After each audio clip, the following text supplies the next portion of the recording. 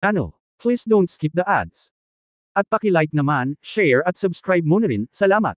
Kabanata 261 Kabanata 260 talunin siya, ikatlong update. Sandaling hindi nakaimik ang babaeng disipulo. Anong pinagpapanggap mo dito? Kung hindi ko ito tatanggapin, ang may-ari ng hardin namin ang may kasalanan. Senior Brother Yu, pinahahalagahan ni Junior Sister ang iyong kabaitan, ngunit sino ang nagbigay ng bagay na ito bilang isang regalo? Kung ang mga ordinaryong tao ay nagbibigay nito bilang isang regalo, kahit na ito ay ginto at pilak, ang aming Hardinero Master ay hindi ito gusto, ngunit kung ito ay. Tiningnan niya ito. Sinulyapan ito ni Jing Zi at muling ngumiti, kung ipinadala ito ni Mr. Jing ng personal, ang mga hares at pheasants na ito ay magiging napakasarap na pagkain.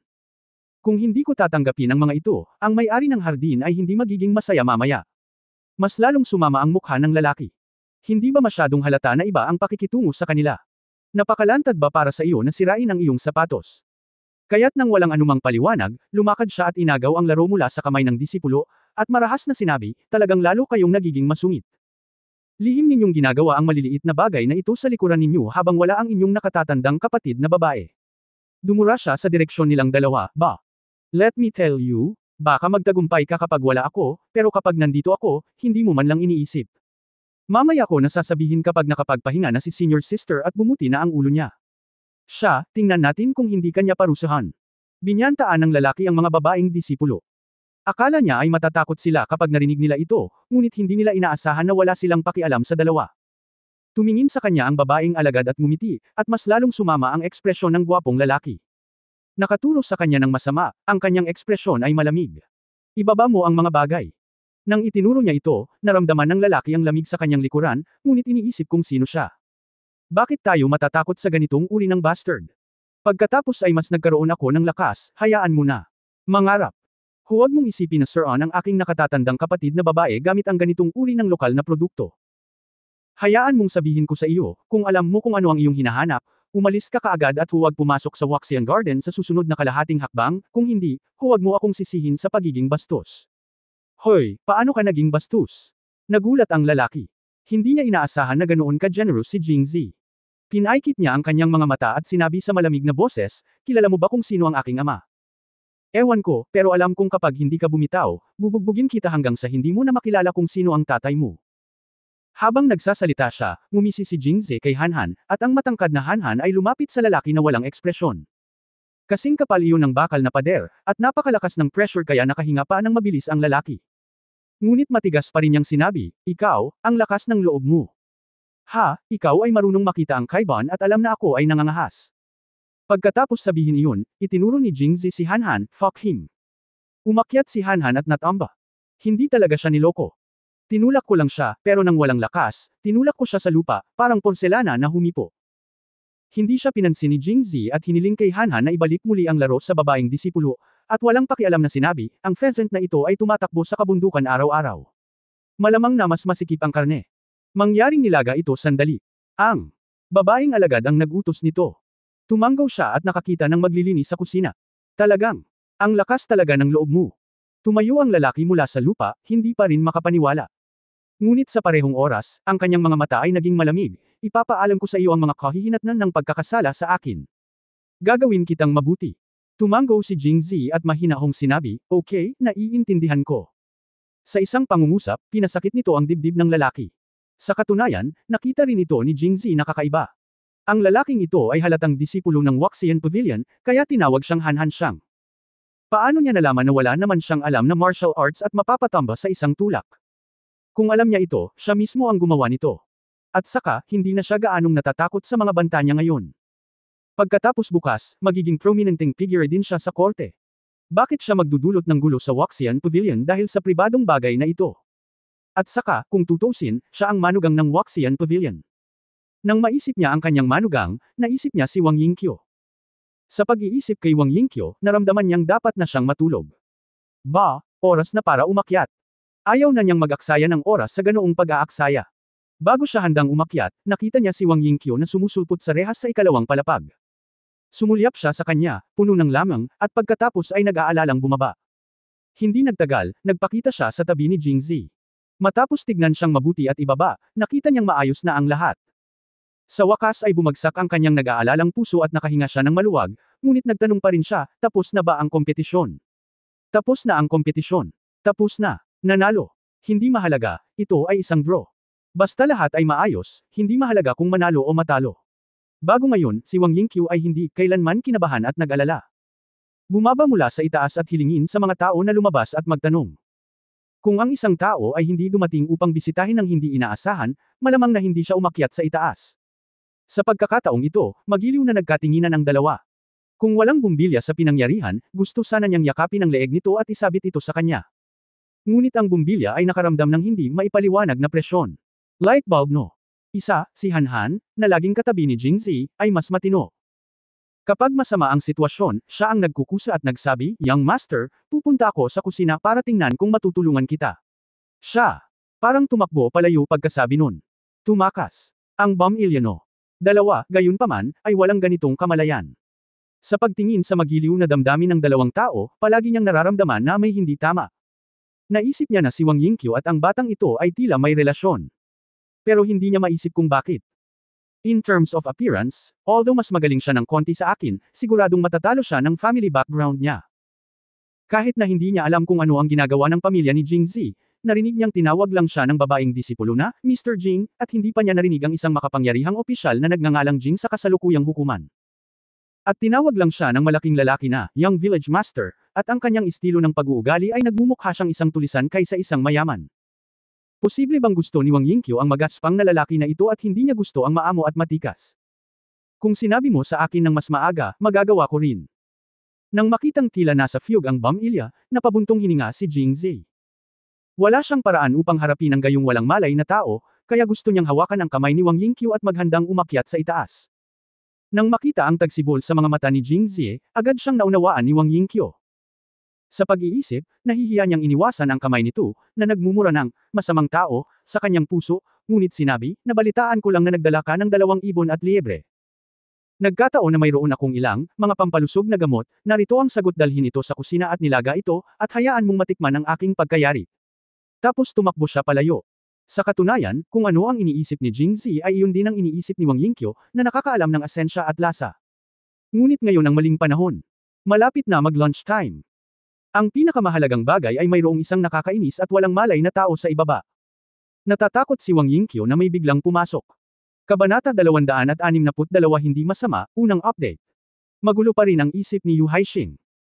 Isipin mo, siya ay pamangkin ng marangal na tagapagtanggol na si Yu Sheng, ang biolohikal na anak ni Yu Li, ang gobernador ng Roshow, at isang alagad ng panlabas na silid ng Waxian Pavilion. Paano ito mangyayari sa kanya? Dumating siya sa Jingzhou mula sa Roshow na may malaking inaasahan. Bago ang tahanan ng kanyang tiyuhin, pumunta siya sa Waxian Garden, handang halikan si Fangze. Sa huli, kahit hindi ako nakasara ng pinto, nakasara naman ako. Ibinalik ni Wang Yingqiu ang Reg Along maingat niyang inihanda. Una niyang inaliw ang sarili sa pagsasabing ganito ang karakter ni Wang Yingqiu, at hindi siya madaling tumanggap ng anuman mula sa sinuman. Hindi rin ba niya nagustuhan ang pagiging malamig at mayabang nito? Bilang resulta, nakita niya na ang mga lokal na kalakal na ipinadala ng ibang tao ay nakolekta. Nagalit siya sa ganoong kakaibang pagtrato. Pero noon, hindi lang galit. Nauna siyang itinulak pababa, ngunit pagkatapos ay lumabas si Wang Yingqiu at tumanggi na makinig o magsabi ng anuman. Binati pa niya ang lalaking nagpadala ng tulak sa kanya. Sa wakas, ako na mismo ang gumawa ng sopas para sa kanya. Ako ay kaya napunit. Sa kabutihang palad, si Haixing ay hindi ganoong klase ng immature young master. Medyo kalmado siya. Pagkatapos ng ilang pagsusuri, pakiramdam niya ay maaaring samantalahin ni Jingzi dahil sa kanyang hitsura. Siyempre, hindi niya mababago ang ganitong bagay. Ngunit tiyak na magagamit niya ang kanyang mga lakas at maiwasan ang kanyang mga kahinaan, bigyan ng buong laro ang lakas ng kanyang mayayamang pamilya, ipahiya siya, at itaboy siya. Kaya naglakad siya papunta kay Jingzi at tinignan siya ng seryoso. Nang makita ito ni Jingzi, itinaas niya ang kanyang mga kilay, kinulat ang kanyang mga labi, at itinaas ang kanyang mga manggas. Natakot si Yu Haixing kaya mabilis siyang umatras, sa palagay ko ay nakadamit ka na parang iskolar. Dapat ay narinig mo na ang isang ginoo ay nagsasalita ngunit walang ginagawa, kaya ipinapayo ko sa iyo na maging mas sibilisado. Pagkatapos ng lahat, ang aking pamilya ay hindi isang bagay na maaari mong guluhin. Sa pagsasalita tungkol sa background ng pamilya, bahagyang tumango si Yu Haixing, nakaramdam ng kaunting pagmamalaki. Sino ang gumawa nito? Pagkatapos ay i-roll up mo ang iyong manggas. Boss, bakit hindi mo ilugay ang iyong manggas at linisin ang isang upuan para mauupuan ni Zaire? Sino si Zaire? Hindi sumagot si Jingzi, ngunit tumingin siya kay Yu Haixing na parang may diferensya sa pag-iisip at diretsyong umupo sa stool. Napakatangkad mo, kamukha mo si Guo Wazi. Sa pagkakataong ito, hindi na tinanong ni Yu Haixing kung ano ang Guo Wazi, dahil sa paghusga sa tono at ekspresyon ni Jingzi nang magsalita siya, tiyak na hindi rin siya magandang salita. Scholar ka rin, bakit napaka-full-mouth mo? Iniinsulto ko ang nanay mo, ako. How dare you, insultuhan ako. Iniinsulto ko ang iyong ina. Ako. Ano ka, nanay mo? Natigilan si Yu Haixing. Ito ba ay tao pa rin? Paano mo ibinuka at isara ang iyong bibig para magmura? Hindi, babalik ako mamaya at sasabihin sa aking tiyuhin na turuan siya ng leksyon. Ang ganitong uri ng tao. Bigla niyang naisip na ang kanyang tiyuhin na si Yu Sheng ay parang ganitong uri ng tao sa normal na panahon. Marurumi siyang magsalita kapag bamuka ang kanyang bibig at tumahimik, at papunahin pa ang tifo sa korte. Kung sinabi niya sa kanya, kakausapin niya ba ang lalaking ito? Pahalagahan ang isa't isa. Sa pag-iisip nito, hindi ko maiwasang manginig. Ngunit kahit galit, nanatili siyang pidgel at mahinahon. Susunod ay isa pang round ng brain analysis. Narinig ko na si Jingzi ay banayad at magalang kapag nakikipag-usap sa babaeng disipulo at kay Wang Yingqiu. Siya ay dapat na may kaalaman at magalang, ngunit siya ay napakabastos kapag nakikipag-usap sa kanyang sarili. Ang tanging paliwanag ay dapat na siya ay sapat na mabuti upang matakot siya. Nakuha ko. Sa pag-iisip nito, naramdaman ni Yu Haixing ang pagmamalaki. Kasabay nito, naisip din niya na dapat niyang malaman ang kanyang pagkakakilanlan bilang isang disipulo ng Waxian Pavilion, ngunit naglakas loob pa rin siyang magsalita ng walang galang. Dapat may maasahan siya. Sa oras na ito, naging maingat si Yu Haixing. Ito. Matapos isipin kung ano ang tawag sa kanya ng babaeng disipulo kanina, nakangiting sinabi ni Yu Haixing, Young Master Jing, tama ba? Pwede ko bang tanungin kung opisyal ang tatay mo sa korte? Nagkataon na opisyal din ang tatay ko, kaya siguro kilala ko siya. Sinulyapan siya ni Jingzi, ngunit bihirang makipag-away sa kanya. Hindi ko alam. Ilang taon nang wala ang mga magulang ko. Wala doon. Nasaan sila? Bakit gusto mo pa ring pumunta doon para hanapin sila? Dahil si Jingzi ay masyadong bata at maayos ang pananamit, hindi inisip ni Yu Haixing ang tungkol sa parehong mga magulang ay patay sa unang pagkakataon. Pagkatapos lang siyang kulitin ni Jingzi ay nag-react siya. Kung hindi siya natatakot na matalo siya ni Jingzi, malamang matatawa siya ng malakas. Pagkatapos ay tinanong niya, mayroon pa bang ibang kamag-anak si Mr. Jing sa kanyang pamilya? Saglit na naisip ni Jingzi, wala akong kamag-anak. Ako lang ang lalaki sa pamilya, pero medyo marami akong kapatid na babae. Iniisip ko pa rin sa isip ko, mas makapangyarihan ang bawat kapatid ko kaysa sa isa. Kung tatanungin niya ako mamaya, magpapanggap lang akong cool na parang walang nangyari. Haha, sa sariling paglilinang ng pilit na hari. Ngunit taliwas sa inaasahan, gumaan ang pakiramdam ni Yu Haixing matapos malaman na patay na ang mga magulang ni Jingzi at wala siyang kamag-anak kapatid. Hindi niya ito isinaalang-alang. Sa kanyang palagay, gaano kaya kalakas ang kanyang kapatid na babae? Masyado yata akong naging maingat at tumangala sa kanya, pero hindi ko inaasahan na wala siyang silbi. Ngumisi si Yu Haixing at tumahimik. Susunod, mangyaring panoorin ang aking pagganap. Kilala mo ba kung sino ang aking ama? Hinihintay niyang tanungin siya nito kung ano ang ginawa ng kanyang kapatid, ngunit bigla niyang sinabi ito, na labis na ikinadismaya ni Jingzi. Pagkatapos ay galit niyang sinabi, sino ang iyong ama? Iyan ang sikreto ng iyong ina magpakailanman. Kung gusto mong malaman, kailangan mong tanungin siya. Bakit mo ako tinatanong?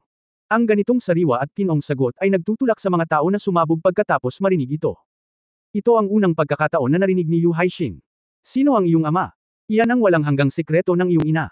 Bakit parang natatakot kang isipin ito? Nang makita siyang nakatitig sa kanya, biglang nag-react si Jingzi at nabigla, hoy, huwag mo nang isipin iyon. Magkasing edad lang tayo. Ba, mas matanda ka sa akin. Imposibleng magkasama kami ng nanay mo, pero hindi mo kayang isipin na ako ang tatay mo. Damn it, I just lost my virginity a few days ago, how could I have such a old son come out to recognize me at this time? Pakiramdam ni Jingzi ay sobrang malas. Si Yu Haixing ay nawalan ng imik. Anong pinagsasabi mo? Makikilala ba kita bilang ama ko? Imposibleng sabihin iyon. Si Jingzi ay natatakot pa rin. Sa aming bayan, napakapopular na kilalanin ka bilang isang ninong. Sa unang pagkakataon, naramdaman ni Yu Haixing na nagpapanggap siya. Napakahirap na pilitin siya. Galing siya sa Roshow mag-isa. Gusto lang niyang manatili at lumipad kasama si Wang Yingqiu nang pumunta siya sa Jingxi ng ilang sandali nang walang nakakagambala sa kanya. Ngunit ngayon ay nagsisisi siyang hindi nagsama ng isang batang lalaki nang siya ay nanggaling sa Roshow. Anong pagkakamali? Ahem, ang pangalan ko ay Yu Haixing. Kung walang makikipagtulungan, gawin mo ito sa iyong sarili. Yu Haixing. Natigilan si Jingzi at agad nang umiti, hindi masama ang iyong pangalan. Mayroon ka bang mga kapatid na lalaki o kapatid na ang mga pangalan ay mabuti at masama? Siguradong nagseselos siya sa pangalan ko at hindi ako pinapansin. Siya. Ang aking ama na si Yu Li ay ang gobernador ng Roshao, na may pangalawang ranggo na opisyal na titulo. Ang aking tiyuhin na si Yu Sheng ay ang tagapagtanggol ng bansa, na may unang ranggo na opisyal na titulo. At ako, si Yu Haixing. Huminto si Yu Haixing at nakita ang seryosong ekspresyon ni Jingzi. Naging excited ang buong tao. Haha, natatakot ka ba?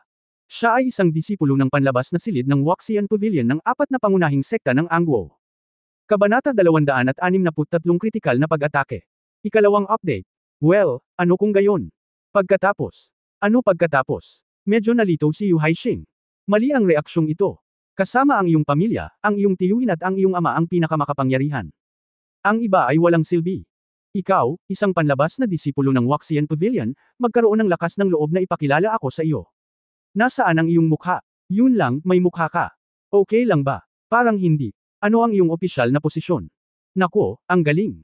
Magsasalita na sana si Jingzi. Nung nandun na ako bigla akong natahimik. Bakit wala kang sinasabi? Ngumisi si Yu Haixing. Paano kung babalik ka bukas? Wala akong opisyal na posisyon ngayon, ngunit magkakaroon ako. Isa bukas. Sa tingin mo ang korte ay pag-aari ng iyong pamilya. Gusto mo ng opisyal na posisyon kung gusto mo. Mga opisyal na kasing laki ng aking ama at tiyuhin. Gawin. Wala ba akong opisyal na posisyon? Napakabata mo, bakit hindi ka mangarap araw-araw? Tingnan natin kung ano pa ang masasabi niya. Nang makita ang hitsura ni Jingzi, si Yu Haixing ay naging mas masigla. Marami na siyang nakitang ganito. Iisa lang ang sinasabi nila at wala silang magagawa. Dahil lang sa maganda sila, iniisip ba talaga nila na magagawa nila ang anumang gusto nila? Turuan siya ng leksyon ngayon. Marami na akong nakitang katulad mo, at naiintindihan ko. Hindi ka naman masyadong matanda. Normal lang na matukso ka kapag nakakita ka ng babaeng katulad ng senior kung kapatid na napakaganda ng isang diwata. Manuel. Ngunit ito ay magiging katawa-tawa kung hindi mo pinalalaki ang iyong mga kakayahan. Ano ang ibig sabihin ng labis na pagpapahalaga sa iyong mga kakayahan? Mapagpakumbaba na tanong ni Jingzi. Isipin mo, sino ang senior kong kapatid? Hindi ko na ay detalye ang kanyang anyo at hitsura. Ang pangunahing bagay ay siya ang panlabas na disipulo ng Waxian Pavilion, isa sa apat na sekta. Gustong-gusto siya ng aming Pavilion Master, kung hindi, hindi namin siya hahayaang kunin ang Waxian Garden na mag-isa. At sa pagkakataong ito ay espesyal na hiniling ng aming pinuno na dalhin ang aking nakatatandang kapatid na babae sa Jinxi upang lumahok sa kompetisyon ng martial arts. Alam mo ba kung ano ang ibig sabihin nito? Ano? Ibig sabihin ba nito para sa ating Pavilion Master? Siya ay nagbibigay ng malaking kahalagahan sa kanya. Natatakot ako na kapag natapos na ang martial arts competition, mas mabigat na pasanin ang kailangan kong bigyan ng mas mabigat na pasanin sa aking nakatatandang kapatid, at saka tumaas muli ang aking katayuan. Sa palagay mo, ikaw ba, isang karaniwang tao, ay magiging kwalipikado pa ring maging pantay sa kanya? Ngayon, baka isipin niya na maganda ka, at napakalapit niya sa iyo. Ngumiti si Jingzi, kaunti lang ba talaga? You. Naisip ni Haixing si Wang Yingqiu at gustong ihagis ang sarili sa mga bisig ni Jingzi. Ang kanyang mga mata ay nakaramdam siya ng matinding kirot sa kanyang dibdib. Pero pinilit pa rin niyang manatiling kalmado, hindi iyon ang punto. Kapag tumataas ang kanyang katayuan, kahit na hindi kanya gusto, paano ka? Hindi ka ba nakakaramdam ng kababaan? Kaya mo bang mamuhay ng may kapayapaan ng isip na umaasa sa isang babae na sumusuporta sa iyo araw-araw? Dapat sabihin na maganda ang husay ni Yu Haixing. Kung siya ay nasa kanyang panahon, siya ay hindi bababa sa isang first-level MLM lecturer. Kaya nang marinig niya ito, talagang nakaramdam ng simpatiya si Jingzi. Well, tama ka talaga. Natuwa si Yu Haixing, naisip mo na ba? Naisip ko. Inalis ni Jingzi ang kanyang pabaya at mariing sinabi, mula ngayon, gusto kong maging mas malakas. Kahit na napakalakas ng kanyang mga kapatid na babae, siya ay isang lalaki at hindi siya makakaligtas sa mga babae. Nais niyang maging malakas, anuman ang kanyang opisyal na posisyon o martial arts, napakalakas na maaari niyang maging pinakamalakas na suporta para sa kanyang mga kapatid na babae, sa halip na hayaan silang mag-alala at protektahan siya sa lahat ng oras. Natigilan si Yu Haixing. Parang, mali. Makatuwiran akong magkakaroon siya ng epiphany sa sandaling ito, kusang loob niyang susuko sa paghabol kay Wang Yingqiu, mabilis na huminto, at hindi kailanman lalabas sa harap ni Wang Yingqiu. Bakit hindi niya sinunod ang nakagawian? Magsasalita pa sana siya, lumabas si Wang Yingqiu mula sa kusina. Tila hindi pa umaalis si Yu Haixing, at nakita niyang nagsalubong ang mga kilay ni Jingzi, nagtataka kung ano ang iniisip niya. Sa pag-aakalang may sinabi si Yu Haixing na magpapalungkot sa kanya, biglang bumaba ang mukha ni Wang Yingqiu. Junior Kuya Yu, oras na para umalis ka. Ha? Senior ate, hindi mo pa nakukumpiska ang gift box ko, at tinanggap mo na ang mga local products niya. Alin sa mga regalo ko ang hindi mas maganda sa kanya? Mula noong umakyat si Wang Yingqiu na nagsasabing masakit ang ulo niya, hanggang sa bumaba siya, kinausap si Jingzi, at pagkatapos ay pumunta sa kusina, hindi siya nagsalita o tumingin man lang sa kanya. Pagkalabas ng kusina, ang una kong sinabi ay itaboy siya, nakakadurog talaga ng puso. Kaya hindi na niya napigilan at nagsimulang magtanong. Ngunit walang pakialam si Wang Yingqiu. Malamig niyang sinulyapan siya at sinabing, dahil gusto ko ang mga bagay na ibinigay niya sa akin. Basta't galing sa kanya, gusto ko silang lahat. Siyempre, iingatan ko. Ang ganitong direktang pag-amin, kung ang hindi maintindihan ng mga salita ni Yu Haixing ay nangangahulugan lamang na may mali sa kanyang isipan. Napabuntong hininga ako, para akong natama ng malakas. Junior Brother Yu, mas mabuting huwag ka nang mag-aksaya ng oras dito. Bumalik ka na sa Duke's Mansion para makita ang iyong tiyuhin. Kung hindi, kapag nalaman niyang hindi ka pumunta sa lugar niya pagdating pa lang sa Jingzhou, malamang magmumura na naman siya. Huwag.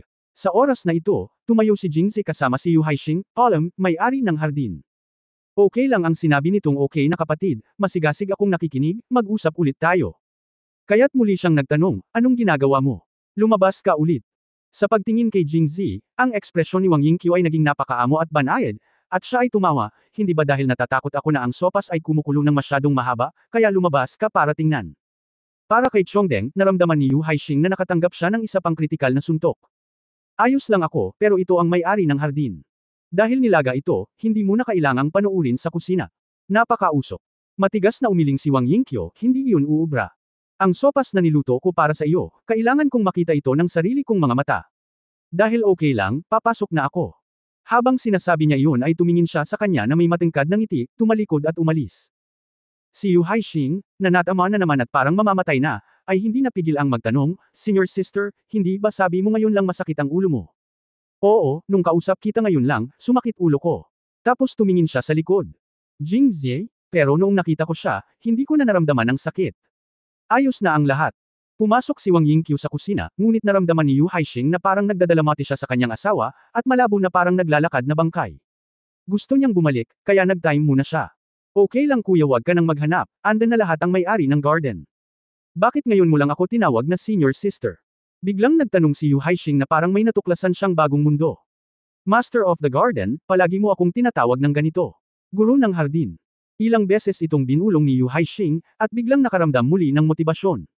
Ang ganoong malayong titulo ay natural na hindi kasing ganda ng senior sister. Mukhang hindi naman ganoon kalapit ang relasyon ng dalawa. Tsaka hindi naman siya ganito noong nakilala siya ni Master noong birthday niya kanina. Ibig sabihin kakakilala lang nila. Kung gayon huwag kang matakot. Kapag magkasama silang pumunta sa Jinxi sa susunod na buwan, maglalaan sila ng mas maraming oras ng magkasama. Ang isang lalaki at isang babae na nag-iisa, na may sariling kakayahan, ay tiyak na magpapakamatay kay Wang Yingqiu. Sa pag-iisip nito, naramdaman ni Yu Haixing na okay na siya muli. Chapter 264 Nakilala mo ba siya? Ikatlong update. Ayos lang kuya, ano ba yung iniisip mo? Malapit nang malaglag ang ngipin mo. Tinapik siya ni Jingzi at pinaalalahanan siya. Yu Haixing pagkatapos ay lumingon at tumingin sa kanya, saan tayo nag-usap? Pagdating sa akin na gusto kong maging mas malakas. Oo, pagdating sa gusto mo ba, ano ang gusto mong maging mas malakas? Yu Haixing dumura siya ng hindi nasisiyahan, speaking of it, ang agwat sa pagitan ninyo ay lalago. Dahil lang si senior sister ang may-ari na ngayon ng Waxian Garden, dapat maging magalang ang mga opisyal na nasa ibaba ng ikalimang ranggo sa court kapag nakikipagkita sa kanya. Kung hihintayin niya pa siyang lumayo, okay lang ba? Gusto mo pa ring maging malakas? Paano ka magiging malakas bilang isang karaniwang tao na walang kapangyarihan? Kahit na kumuha ka ng pagsusulit, ikaw ay magiging isang ikapitong antas na opisyal lamang, at alam mo na maaari kang umakyat sa isang antas. Gaano kahirap ito? May mga tao na hindi maabot ang unang ranggo sa kanilang buong buhay. Paano mo may kukumpara ang aking nakatatandang kapatid na babae? At kahit ikaw ay nasa ikapitong ranggo, iba ang opisyal na posisyon. Sa maliit na sweldo, ang pagiging opisyal ay walang pinagkaiba sa pagiging sibilyan. Kaya ipinapayo ko sa iyo na sumuko sa lalong madaling panahon. Matapos marinig ito, muling tumanggaw si Jingzi at sinabing, okay, kuya, talagang naliwanagan ako ng iyong mga salita. Maraming salamat. Naiintindihan mo na naman. Ano ang naintindihan mo this time? Ako. Maintindihan sa pagkakataong ito. Kung gusto mo ng opisyal, kailangan mo pa rin ng may mataas na ranggo. Kung wala kang mataas na ranggo, kailangan mo ng taong may tunay na kapangyarihan. Nang makita ang seryosong tingin ni Jingzi, nagtaka si Yu Haixing kung may mali sa kanyang isip. Bakit hindi ko maunawaan ang mga pangunahing punto kapag nakikinig sa sinasabi ng iba? At saka, gusto mo talagang maging opisyal? Pwede bang dumating ang opisyal? Sa tingin mo ba, ang pagiging opisyal ay parang bigas, makukuha mo sa pagluhod at pagbuka ng bibig? Tapos yung iba walang gagawin at kukuha lang ng opisyal na posisyon. Tumingin muli si Yu Haixing kay Jingzi nang mabuti at naramdaman niyang napakabata pa niya, nabubuhay sa sarili niyang mundo, at hindi pa nakakita ng mas matandang opisyal, kaya napakawalang muwang niya. Haha, no wonder wala akong nararamdaman sa family background ko. Kung makikita lang niya ang totoong lakas niya, mahihiya siya at susuko. Nang nagde-daydream si Yu Haixing, itinulak ang pinto ng Wakshan Yuan, at pagkatapos ay pumasok ang isang lalaking nakasuot ng opisyal na uniforme. Pumasok ang lalaking nakasuot ng opisyal na uniforme at tumingin kay Yu Haixing, natigilan. Ikalawang Young Master. General Yu. Tumingin si Yu Haixing sa bisita na may pananabik sa kanyang mukha. Napakaganda ng mundong ito. Iniisip lang niya kung kailan niya maipapakita kay Jingzi ang kanyang lakas, ngunit hindi niya inaasahan na darating kaagad ang kanyang pamilya. Ang bilis niyo naman. Kalahating oras pa lang ako nakabalik sa Jingzhou, andito na kayo, haha. Pagkatapos tumawa ng 2 beses, lumapit si Yu Haixing kay Jingzi at itinuro si Kung Wu, isang makapangyarihang lalaki sa opisyal na uniforme. Sabi niya, hayaan mong ipakilala ko sa iyo. Si General Zekeng Yu ang general na nagpoprotekta sa pamahalaang itinalaga ng kanyang kamahalan. Siya ay mula sa ika-4 na ranggo. Sa tingin mo ba ay sapat na ang opisyal na posisyon ng Jingzhou Magistrate? Haha, ang opisyal na titulo ng general na ito ay kapareho niya. Malaki, kahanga-hanga, tama. Pero kailangan makinig ni General Yu sa aking tiyuhin. Matapos marinig ito, mabilis na binigyan ni Jingzi ng thumbs up si Yu Haixing at sinabing may inggit, napakagaling. Nang makita si Jingzi sa wakas ay ipinakita ang kanyang inggit. Komportable si Yu Haixing at nadama na ang kaliwanagan ngayon ay hindi walang kabuluhan. Pagkatapos ay buong pagmamalaki niyang sinabi, halika, sabihin mo sa akin kung ano ang napakahusay. Kung sasabihin mo ito ng maayos, maipapakita ko sa iyo ang mundo. Natatakot ako na narinig lang ito ng prefect ng Jingzhou City. Maaari ko ring ipakilala ito sa iyo pagkatapos, ngunit huwag masyadong mag-isip, ito ay isang pagpapakilala lamang. Ikanaway ni Jingzi ang kanyang kamay, hindi ko kailangan ng pagpapakilala, ngunit sa palagay ko ang iyong mga pangalan ay napakalakas, isa sa kanila ay okay. Pagkatapos ay tumingin siya sa general na nagpoprotekta sa bahay, ang isa ay si Yu Zekeng. Nang tumingin si Jingzi, tumanggo si Yu Zekeng sa kanya at ngumiti ng tapat, na parang sinusubukan niyang pasayahin siya. Agad na naramdaman ni Jingzi ang malakas na undercover vibe sa kanya. Well, nararapat kang tawaging Yu Zekeng. Ikaw ay may mahusay na bibig, ngunit ikaw ay masyadong mahiyain. Tila ayaw ni Yu Haixing sa katotohanan na ang bakal ay hindi maaaring maging bakal. Higit sa lahat, hindi niya maipakita ang kanyang mga koneksyon, kaya paano siya magpapanggap? Opisina lang ng gobyerno, ano ang kinakatakutan mo? Huwag mong isipin na dahil superior siya sa mata ng mga ordinaryong tao na tulad mo, hindi ka makakalapit sa kanya. Sabihin ko sa iyo, sa paningin ko, napaka-ordinaryo niya. Itinaas ni Yu Haixing ang kanyang ulo at sa wakas ay nakatagpo ng isang taong nakahihigit sa iba. Feeling, pero walang sinabi si Jingzi, ngumiti lang. Sa oras na ito, lumakad si Yu Zekeng at tahimik na hinayla pabalik si Yu Haixing. Natatakot ba siya sa gobyerno? Ibinasura lang niya ang nakaraang gobyerno, at nabalitaan ng kasalukuyang gobyerno na gusto nilang bisitahin siya pagkatapos maupo, ngunit naghihirap sila sa walang sinumang magrekomenda sa kanya. Gusto mo pa ba siyang ipakilala sa prefect? Tuwang-tuwa ang prefect na naiihi niya ang kanyang pantalon. Bagamat hindi pa nakilala ni Yu Zekeng si Jingzi, kilala ang pangalan ni Jingzi. Pagpasok pa lang niya sa Jingzhou, itinaguyod niya ang maharlikang negosyo ng alak, tinalo ang prefect ni Wu Yong, at pagkatapos ay nanalo sa unang pwesto sa Poetry Society at naging Emperador An. Ang malaking pulang lalaki sa harapan ko. Ang pinakamahalagang bagay ay nang bumalik ang tagapagtanggol sa kanyang bahay ngayon, sinabi niya kay Jingzi ang tungkol sa himala ngayon at hinimok siya na lumapit. Pagkapasok ko sa pinto, akala ko ako ang unang dumating. Akala ko ay puno na ako ng kumpiyansa, ngunit matapos makita ang kanyang pangalawang young master na nakikibagay sa kanya, si Yu Zekeng ay napawisan ng malamig. Master Jing. Ha? General Yu, kilala mo ba siya? Si Yu Zekeng, na dumating para sunduin siya, ay biglang pumunta para kausapin si Jingzi, na ikinagulat ni Yu Haixing. Na-curious din si Jingzi, kilala ba ako ng general na ito? Sinabi ni Yu Zekeng na may ngiti sa kanyang mukha, alam ng lahat ng tao sa Jingzhou ang pangalan ni Mr. Jing. Hindi ako bingi o pipi, kaya natural na kilala ko si Mr. Jing. Yu Haixing, parang nasaktan. Hindi napansin ni Yu Zekeng ang kalabuan sa kanyang mga salita at nagpatuloy, ang general na ito ay pumunta dito dahil inutusan siya ng ating Panginoong tagapagtanggol na espesyal na anyayahan si Mr. Jing sa isang piging sa mansyon ng ating Panginoon. Wala siya dito para sunduin siya. Sa akin, Yu Haixing, na-offend na naman ako. Hoy, bakit biglang naisipan ni Yu Guogong na libangin ako ng ganito? Sinulyapan niya si Yu Haixing partikular, nasaan ang isang karaniwang tao. Napakurap din si Yu Haixing, gustong marinig ang narinig ni Jingzi. Sino ito? Bakit parang walang nakakaalam nito? Paano siya makakakuha ng imbitasyon mula sa kanyang tiyuhin?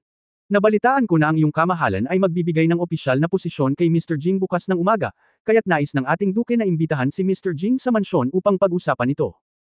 Hanggat si Mr. Jing ay handang maglingkod sa ilalim ng ating duke, maaari lang nating sabihin sa kanya kung anong opisyal na posisyon ang gusto niya, kahit na ito ay ika-4 na baitang at ika-3 baitang, at ang ating prinsipe ay maaari ding manalo ng 1 o 2 para kay Mr.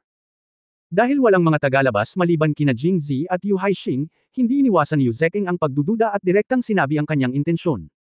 Anuman ang dinastiya o henerasyon, ang talento ay palaging pinahahalagahan, lalo na ang himalang ipinakita ni Jingzi ngayon. Ang pagdadala sa kanya sa sarili nilang kampo ay naging alalahanin ng maraming ministro. Kabanata 265, nanghihiram ng mga bulaklak para ayalay kay Buddha, ika-4 na update. Tinutulungan ba siya ng kanyang tiyuhin na makakuha ng opisyal na posisyon? Maaari ba akong makakuha ng parehong ika-4 na baitang at ika-3 baitang mga produkto? Nakinig si Yu Haixing na parang tanga. Bakit biglang nabaliw ang mundo? At the same time, naramdaman kong sumakit ang mukha ko, parang may sumampal sa akin. Tinuwanan lang niya si Jingzi, na sinasabing hindi trabaho ang isang opisyal, kaya paano siya makakaasa dito? Sa huli, sila ay talagang kumilos bilang isang mahalagang opisyal para sa kanya, at ang opisyal na posisyon ay lampas sa kanyang imahinasyon. Si Yu Haixing ay hindi nang ahas na magsalita ngayon. Nang bumalik siya mamaya, gusto niyang malaman ang higit pa tungkol kay Jingzi. Ngunit mas ikinagulat ni Yu Haixing, tinanggihan ni Jingzi ang panukala ni Yu Zeking. General Yu, pinahahalagahan ko ang iyong kabaitan, ngunit wala talaga akong oras. Itinuro ni Jingzi ang direksyon ng kusina, nilaga na ang pagkain, at wala akong oras para pumunta sa Duke's Mansion. Sana makabalik ka. Ipaliwanag mo sa Lord Protector na kung may libreng oras ka balang araw, tiyak na bibisitahin mo siya. Sa susunod na araw. Kapag natapos na ang bukas at naayos na ang lahat, huli na ang lahat. Sinubukan muli ni Yu Zeking, Mr. Jing, kung hindi ka libre sa tanghali, paano ang gabi? Maaari din tayong magdaos ng piging para imbitahan si Mr. Jing sa gabi. Muling umiling si Jingzi, hindi man sa gabi. Pumayag na akong pumunta sa gabi. Kung hindi ka pupunta sa mansyon ng punong ministro para sa hapunan, natatakot akong hindi magiging masaya si Prime Minister Zhu. Ang mansyon ng punong ministro. Nagulat na naman si Yu Haixing sa tabi niya. Hindi lang ang kanyang tiyuhin ang nang-ahas na imbitahan siya, maging si Zhu Tong ay ipinadala. Lalong naging curious si Yu Haixing tungkol sa karanasan ni Jingzi sa buhay, at kasabay nito ay medyo nagalit siya. Halatang nagkukunwaring baboy ang lalaking ito para kainin ang tigre, at sinadya rin niyang magsinungaling sa sarili tungkol sa pagkamatay ng kanyang mga magulang. Napakawalandiya. Si Yu Zeking ay natural na medyo nadismaya, ngunit sinabi pa rin niya, kung ganoon, hindi ko pipilitin si Mr. Jing na gumawa ng anuman, ngunit sana ay maunawaan ni Mr. Jing ang kagustuhan ni Mr. Yugo. Kung talagang gusto ni Mr. Jing na sumali sa hukbo ng Protector, ibibigay ng Panginoong tagapagtanggol ang kanyang buong suporta kay Mr. Jing sa paggawa sa kanya ng isang marquee at punong ministro. Ngumiti si Jingzi at sinabing salamat. Noong una siyang dumating sa Jingzhou, walang nakakakilala sa kanya, at kahit ang prefect na si Wude ay gustong tumapak sa kanya. Nang maglaon, nanalo siya sa unang pwesto sa Mid-Autumn Poetry Club, na nagpasikat sa kanya, ngunit walang lumapit sa kanya, kaya't marahil ay nararamdaman ko pa rin na ang isang iskolar na maaari lamang magbigkas ng mga tula at magbigkas ng mga liriko ay walang silbi. Hanggang ngayon ay pinasabog niya si Qi Gulong at ang Yinshiu Army na huli na napagtanto ng mga prinsipe, at mga ministro. Tila nakakita sila ng isang bagong bituin na malapit ng sumikat, at lahat sila ay nasagasaan. Sayang at hindi na kailangan si Jingzi. Dati hindi mo ako pinapansin, pero hindi mo na ako maabot ngayon. Ako naman in the future, maari kitang guluhin o hindi, depende sa mood ko. Pagkatapos ay nagpaalam si Yu Zeking kay Jingzi, naghahanda na umalis kasama ang nalilitong si Yu Haixing. Medyo may hinanakit din siya sa kanyang pangalawang young master. Palagi niyang nararamdaman na ang walang pakialam na ugali ni Jingzi ngayon ay may malaking kinalaman sa kanya. Dapat niyang sundin ang tagapag-alaga kapag siya ay bumalik. Isang pahayag ng estado. Kung hindi ka papasok ng maaga o huli, bakit ka nandito ng ganitong oras? Nakatalikod na sila nang lumabas muli si Wang Yingqiu. Junior Kuya Yo, kunin mo nga pala lahat ng gift box na ito. Mahinahong sabi ni Wang Yingqiu, itinuro ang mga kat-anji tanging kahon sa mesa. Ate, dinala ko ito para sa iyo, ano ang gagawin mo dito? Itago mo lang. Bagamat nakaranas siya ng matinding suntok mula kay Jingzi, ang saloobin ni Yu Haixing kay Wang Yingqiu ay nanatiling katulad ng dati, at determinado siya. Dahil siya ang pavilion kung ikaw ay isang disipulo sa pavilion, dapat mong sundin ang mga kaayusan ng mga matatanda sa pavilion. Kapag magkasama silang dalawa sa Jinxie, kung magmakaawa siyang muli sa mga amo, kailangan niyang maging payag kahit ayaw niya. Para naman kay Jingzi, bagamat nakaramdam siya ng pagkabigo, hindi niya maiwasang isipin, kahit na mayroon siyang opisyal na posisyon, gaano man siya kalakas, maaari siyang maging mas makapangyarihan kaysa sa kanyang tiyuhin, at gaano man siya kalakas, mas makapangyarihan kaya siya kaysa sa kanyang ama. Matapos pakalmayan ang sarili, pakiramdam niya ay kaya niya itong gawin muli. Upang mag-iwan ng magandang impresyon kay Wang Yingqiu, ang kahon ng regalo na ito ay hindi maaaring bawiin sa anumang pagkakataon. Junior Brother Yu, nakita kong pumunta ka rito na may dalang mga bagay na ito at wala ng iba. Kung pupunta ka sa mansyon ng Duke Guo, ano ang ibibigay mo kay Duke Yu? Natigilan si Yu Haixing, hindi niya ito inisip. May kinalaman sa tiyuhin niya. Ang orihinal niyang plano ay dumiretso sa Waxian Garden para ihatid ang mga regalo, at pagkatapos ay bumalik sa Duke's Mansion. Pagdating ng oras, nagmamadali daw siya at walang dala. Pero ngayon, nakataas lang ang leeg ko at sinabing, ate, huwag kang mag-alala, walang pakialam ang tiyuhin ko sa mga detalyeng ito. Yu Zekeng, maaari kang magsampa ng isa pang reklamo. Junior Kuya Yu, mabuti pang bawiin mo. Kahit itago mo, hindi ko gagamitin. Kailangan kong magpadala ng magpapadala sa iyo sa huli. Hindi. Sa sandaling matapos magsalita si Wang Yingqiu, mabilis siyang pinigilan ni Jingzi, ayos lang, kapatid. Kaunting pag-iisip, kung tatanggi ka ng ganito, hindi ba isang sampal iyon sa kanyang mukha? Damn it, ikaw lang ang pinakamalakas na sumampal sa mukha ko, ang lakas ng loob mong sabihin ka. Mapait na naisip ni Yu Haixing. Gusto mo. Napatingin si Wang Yingqiu kay Jingzi at mahinang sinabi. Pumunta ako sa Prime Minister's Mansion noong hapon. Nag-aalala ako kung ano ang bibilhin.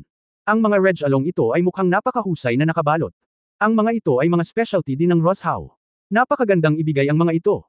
Nakangiting sabi ni Jingzi, labis na hinahangaan ang sarili niyang regalo. Matalino. Ngunit naging berde ang mukha ni Yu Haixing. Ginamit niya ang mga bagay na ibinigay ko sa mga babae para manghiram ng mga bulaklak at ayalay kay Buddha. Bakit kaya mo pa rin magkaroon ng ilang facial expression?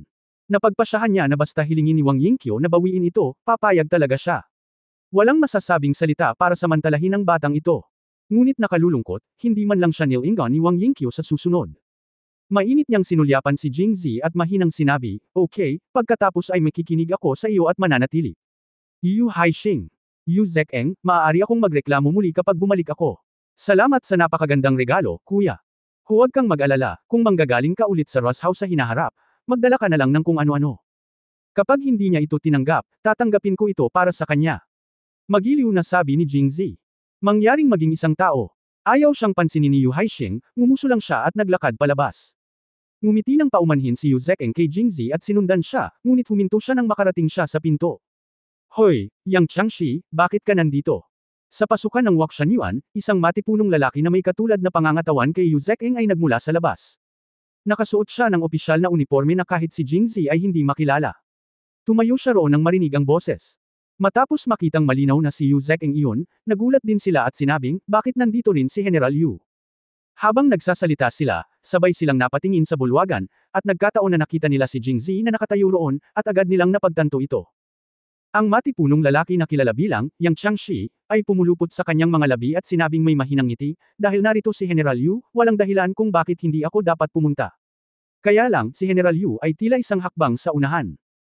Muli ay tumingin siya kay Yu Zekeng na nakatayo na sa pintuan at umalis. Kung tama ang hula ko, maagang dumating si General Yu, ngunit hindi ito nagkataon. Si Yu Zekeng ay hindi rin dapat magpatalo, at nginisyon, maaga akong dumating. Hindi, mas masahol pa kung si Yang Changshi ay dumating ng huli. Chapter 266, Camp, ang ikalimang update ay tungkol kay Nanyi, ang Taiman. Habang nag-uusap ang dalawang tao sa labas ng pinto, ipinakilala rin ni Wang Yingqiu si Jingzi sa silid. Ang matipunong lalaki na kilala bilang, Yang Changshi, na ang apelyido ay Yang at ang ibinigay na pangalan ay Zhao Yang, ay ang punong mananalaysay ng Duke ng Wei. Sa isang opisyal na posisyon sa ika-4 na ranggo, siya ay itinuturing na isa sa mga pinagkakatiwalaan ni Duke Wei. Ang Duke ng Wei, na pinangalanang Yang Feng, ay kapareho ng ranggo ng Duke ng tagapagtanggol. Siya ang dalawang general ng militar na may pinakamataas na kwalifikasyon at pinakamataas na opisyal na posisyon sa Angwo. Bagamat pareho silang mga commander ng militar, tila hindi sila mapaghihiwalay sa isa't isa, at madalas silang nagbibigay sa isa't isa ng maraming hadlang sa pribado. Ang mga tao ng Duke Protector at Duke Yu ay sabay-sabay na dumating sa Waxian Garden, at ang kanilang layunin ay kitang-kita, kaya natural silang maghaharap sa isa't isa sa paraang tit for tat. Ba, Mr. Yu, kung tawagin kitang, General Yu, mataas ang tingin mo sa iyo, at itatampol mo ang iyong ilong sa iyong mukha. Pinangalan ng Yang, sa tingin mo ay binibigyan kita ng mukha sa pamamagitan ng pagtawag sa iyo na, Shang-Chi, hindi ba?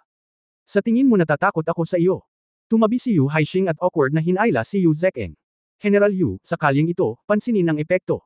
Sa gilid ng kalsada, pinagtitinginan na ng mga tao. Ngumisi si Yu Zekeng, inilagay ang kanyang mga kamay sa kanyang likuran, tumigil sa pagsasalita ngunit hindi umalis, na tila naghihintay na makita ang biro ni Yang Zhaoyang. Hindi na siya pinansin ni Yang Zhaoyang at dumiretso sa bulwagan. Nang makita niya si Jing Zi, agad niyang itinaas ang kanyang mga kamay at sinabing, si Mr. Jing Zi ito, tama ba? Ako si Yang Zhaoyang, ang punong ministro ng Duke ng Wei Kingdom. Tuwang-tuwa akong makilala si Mr. Jing. Yang Changxi, pwede ka. Paano ako maglalakas loob na purihin ako ng sobra ni Yang Changxi? Pagkatapos ay nagtanong si Jing Zi, hindi ko pa nakikita si Yang Changxi, kaya paano ako nakilala ni Yang Changxi? Tumawa si Yang Zhaoyang. Tumatawa, bagaman hindi ko pa nakikilala si Mr. Jing, ang kanyang reputasyon ay kilala na. Narinig ko mula sa mga tao na si Mr. Jing ay hindi lamang matalino at may kaalaman, kundi gwapo at gwapo din. Walang sinuman sa Jingzhou City ang makakalampas sa kanya.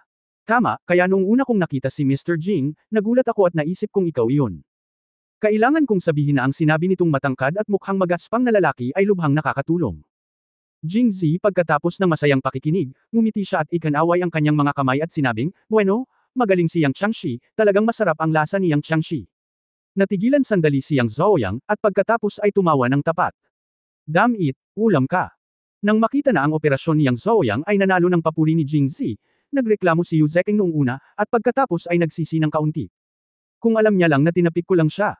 Nagtataka ako kung bakit pinuntahan ako ni Yang Changxi. Ganon din ang tanong ni Jing Zi pagkatapos niyang tumawa.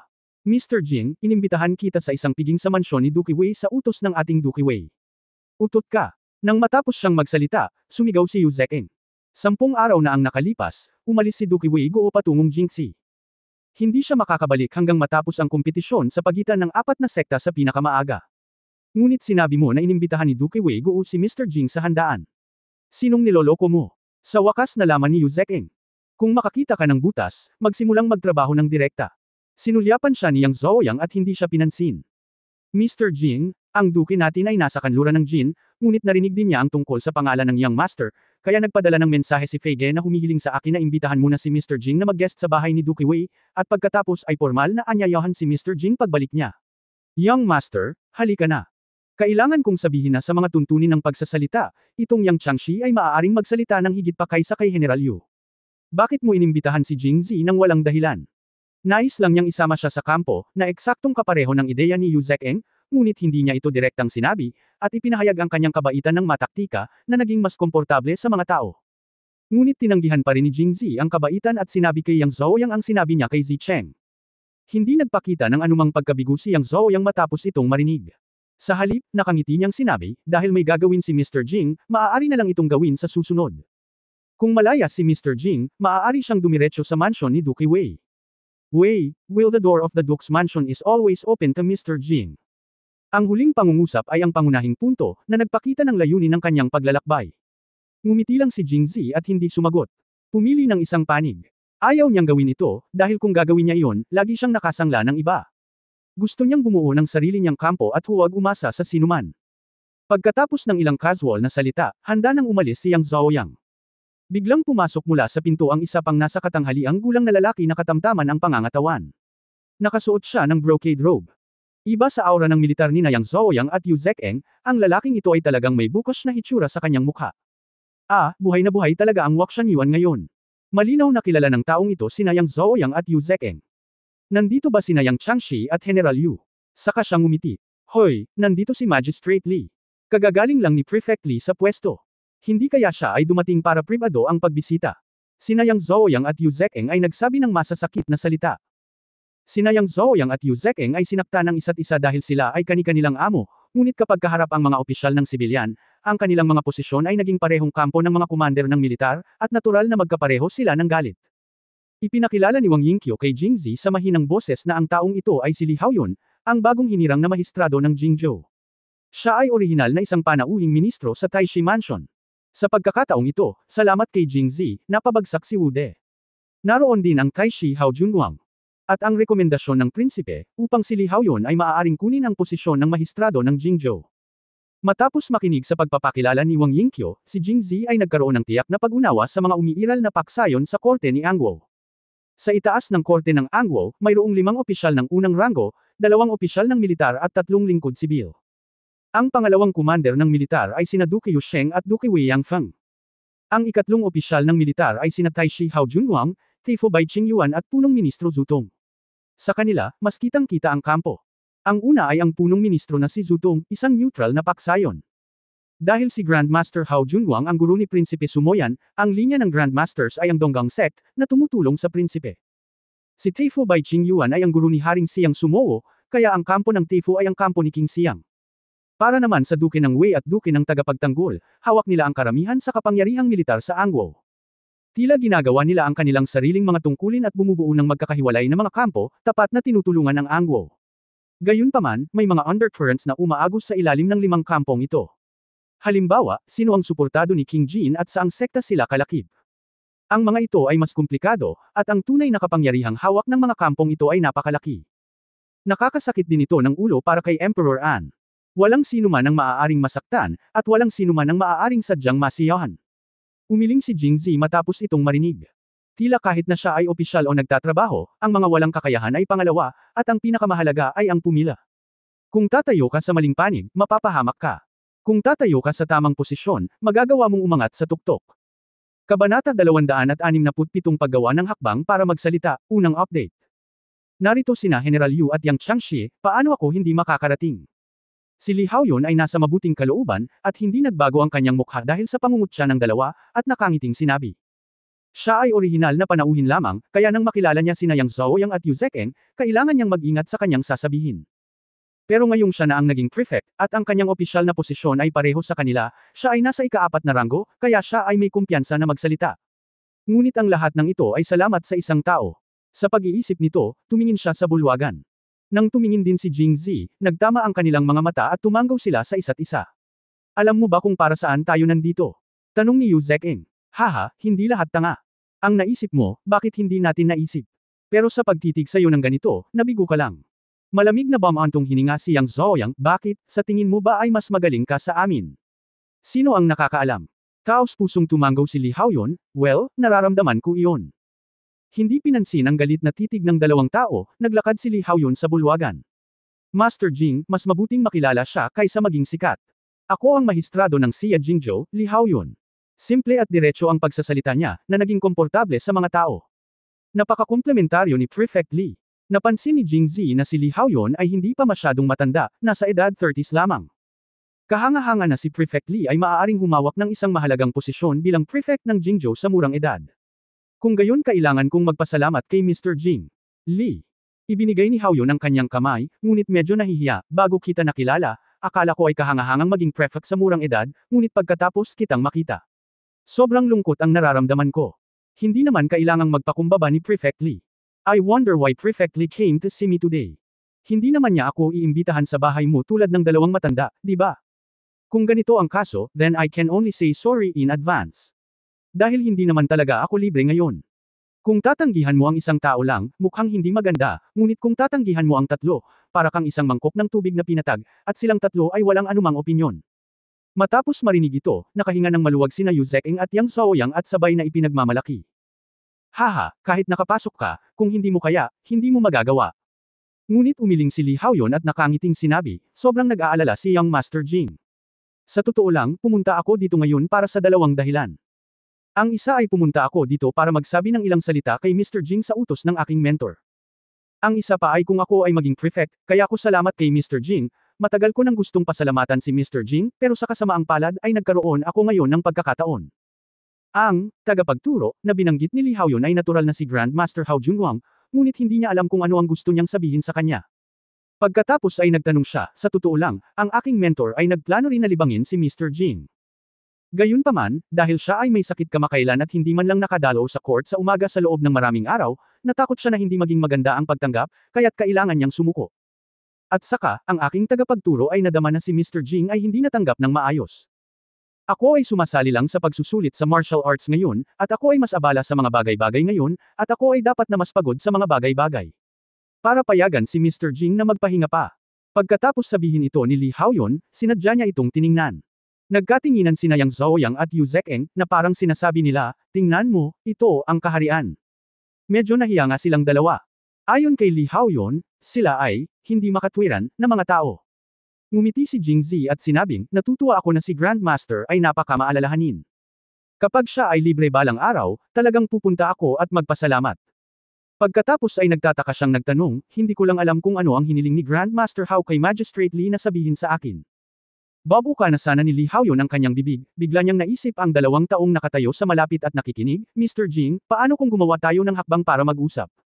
Bago pumayag si Jingzi, hindi masaya sina Yu Zekeng at Yang Zhaoyang. Sabi ko, anong ibig mong sabihin Li? Ibig sabihin, sinadya mong pumunta sa likuran namin. Gusto mo bang magsabi ng masama tungkol sa amin sa takot na marinig ka namin? Si Li Haoyun ay natigilan din sandali.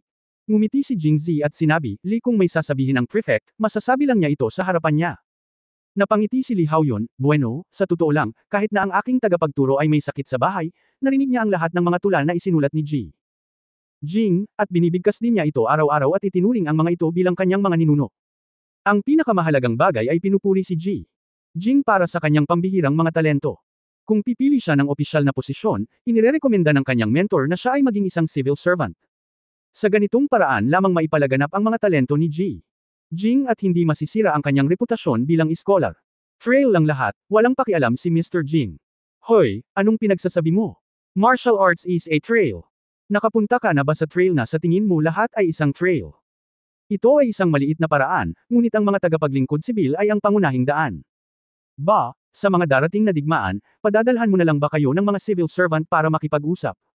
Ang isang commander ng militar ay isang commander ng militar, na may isang magaspang na kalikasan at magaspang na estilo. Kung hindi sila magkasundo, diretso silang papagalitan.